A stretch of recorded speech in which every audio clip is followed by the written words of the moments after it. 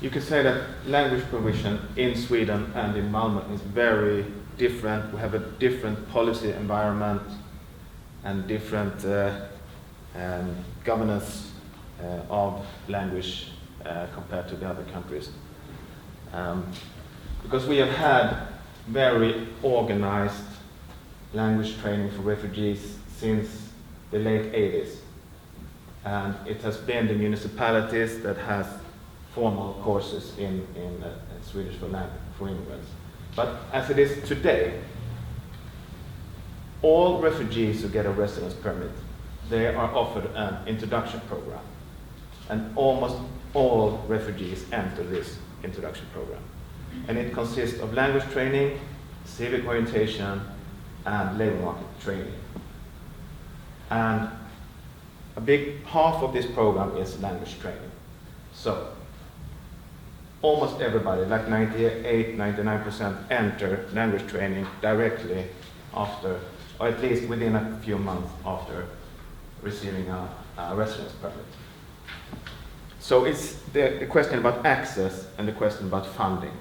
We don't have any problems with that in general in Sweden compared to other countries. It's paid by the state and it's organized by local municipalities.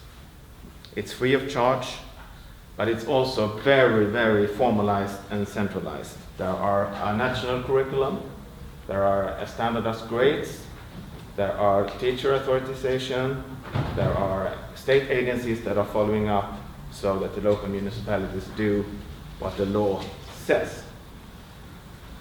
And there are different study pathways for different educational backgrounds. So there are education for illiterate and high skilled and in the middle.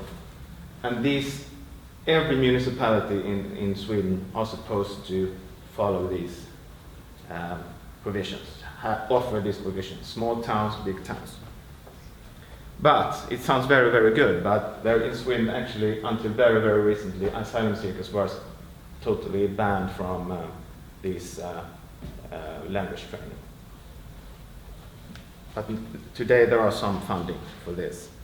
I won't speak about this, but this is kind of the government's structure of language training. It's funded by the state and performed by the municipality.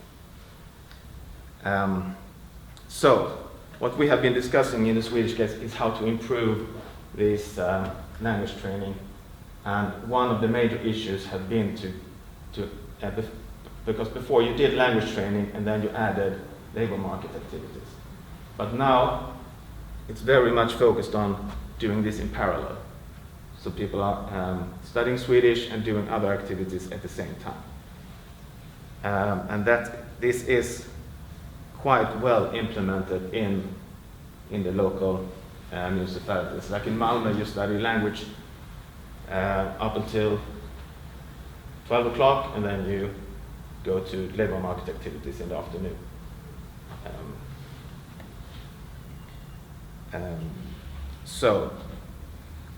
But at the same time, the language teachers themselves and the professionals, they are somewhat critical about these parallel tracks, because they think that students would benefit from only studying language so they can better, to be able to better take on the labor market after a year or so. But you can say that over the years, there have been more and more formalization, more top-down steering of Swedish for immigrants, their language training.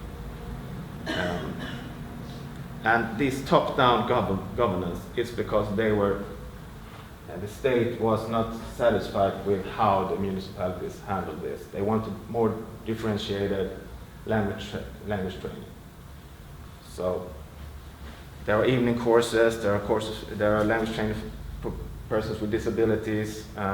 So they actually, the state force municipalities to increase the different kinds of language provision.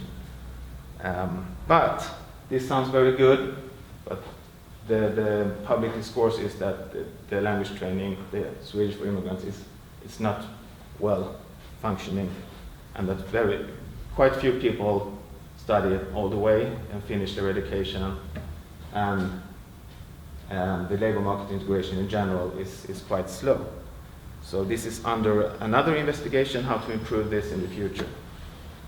And the second topic that our informants talk about the most is that it's many teachers feel that they've always given up when it comes to illiterate or low refugees with low educational background.